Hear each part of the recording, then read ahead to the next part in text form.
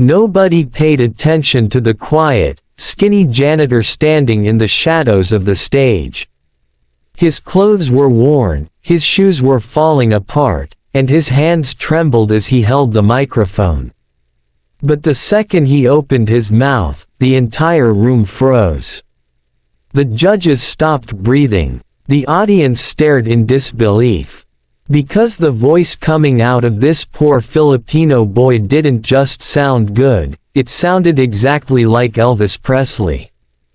Before we reveal what happened next and how this moment changed his life forever, make sure to subscribe to the channel and be part of these unforgettable stories that prove dreams can come true when you least expect it.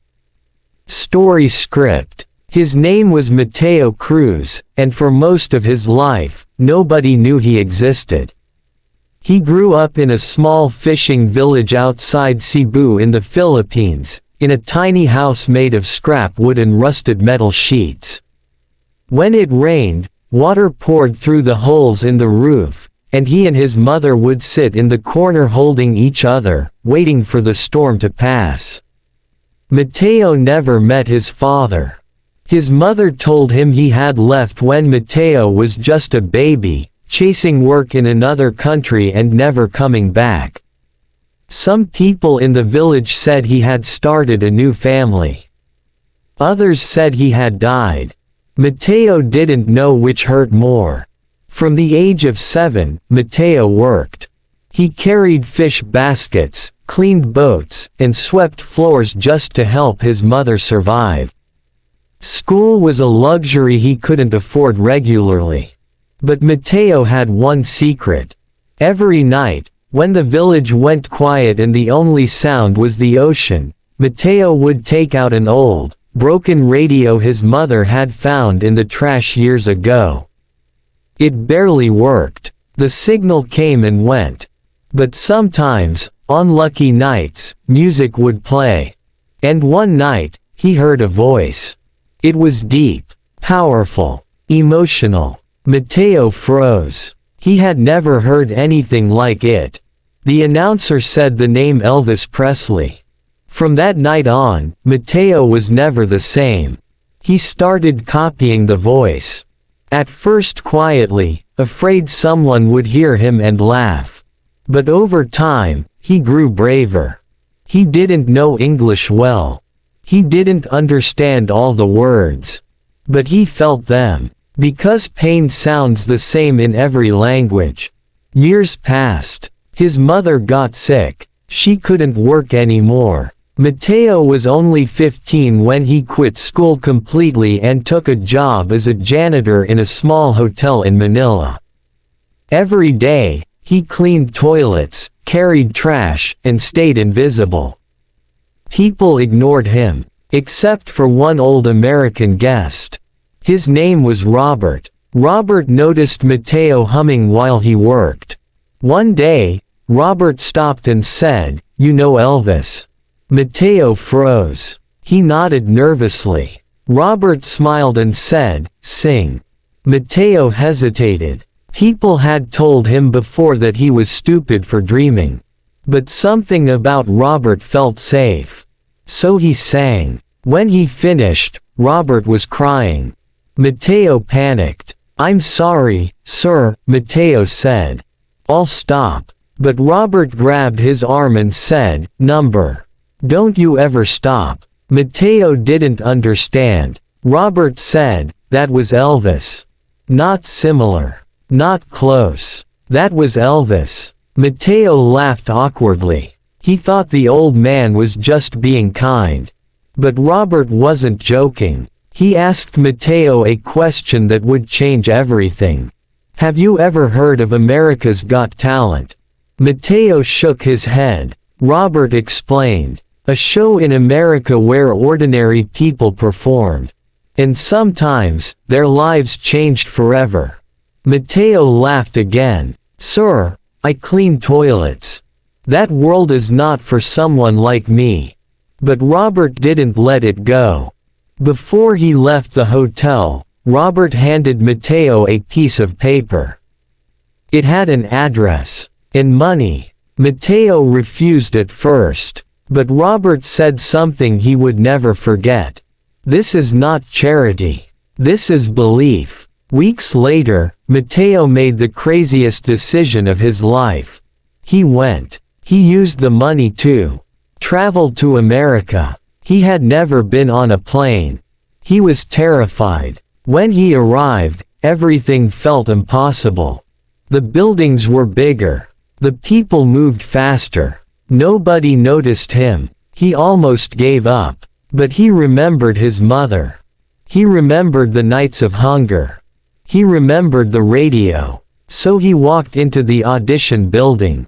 The waiting room was full of incredible performers. Confident singers. Stylish dancers. Talented musicians. Matteo looked down at his worn clothes and felt ashamed. He didn't belong. Hours passed. Finally, they called his name. Matteo walked onto the stage. The lights blinded him. The audience looked like shadows.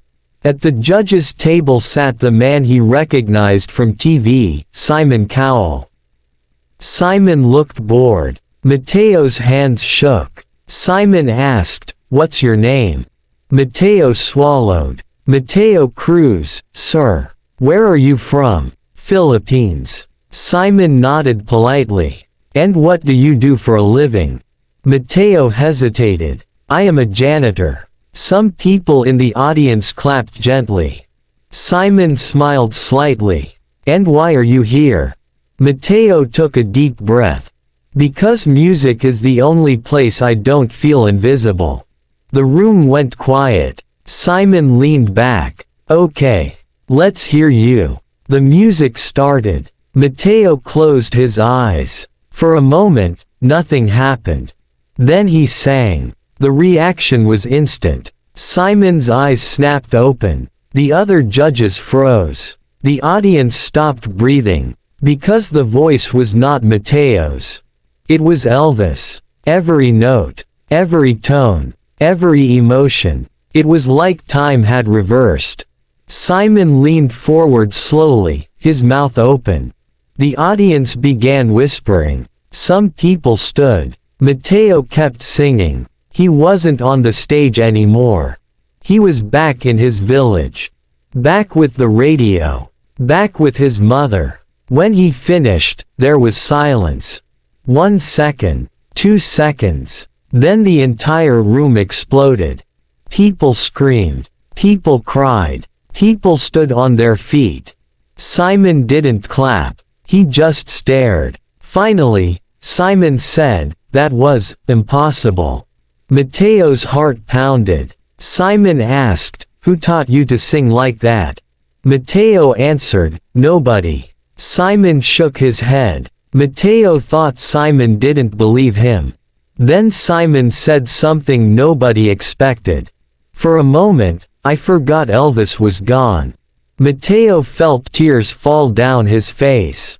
But the biggest twist was still coming.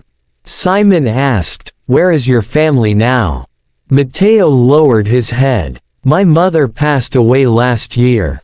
The audience gasped softly. Simon's voice softened. "I'm sorry." Matteo nodded. Simon asked one more question. "Why didn't you give up?" Matteo answered honestly. "Because she believed I was meant for something more." Simon looked at him carefully. Then Simon reached forward and pressed the golden buzzer. The explosion of gold filled the air. Matteo fell to his knees. He couldn't believe it. The janitor nobody saw had just become someone the world would never forget. But the final twist came backstage. A staff member approached Matteo. She said someone was waiting for him. Matteo walked down the hallway nervously. And there stood Robert, the old man from the hotel. Matteo froze. Robert smiled. "I told you." Matteo broke down crying. Because he realized something. Someone had seen him, when nobody else did. And that changed everything. Matteo went on to become one of the most talked about singers in the competition. But he never forgot where he came from. He never forgot the village. He never forgot his mother.